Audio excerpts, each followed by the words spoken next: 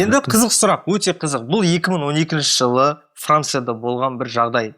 Аралар рас болған жағдай. Аралар бала әкеліп жүрді.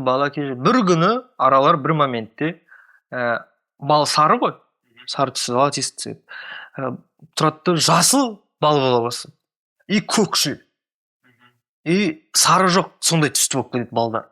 Халық түсінбейді, мыналар найнчон тыңдап кетті ғой. Білмеймін андай. Сөйлеші.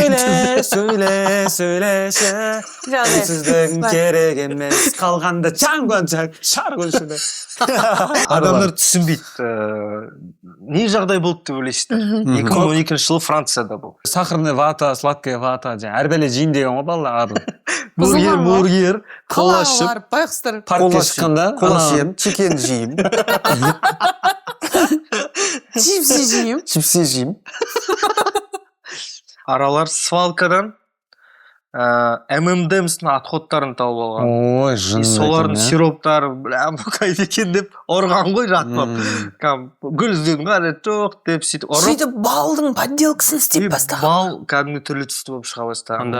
Бірақ ол бал жеуге болады, күшті дәмді өте. Обал. Бірақ Обал болмасын деп. Обал. Бірақ сатылмайды. Саталмай қойған ол балды. Сонда біз қорықпаған, просто адамдар алмайды, сенбейді. Сонда Қорқасың ба? Көп бала Бал деп жасыл бірден сатып кетейікші. жоқ, қара. Солидол ма?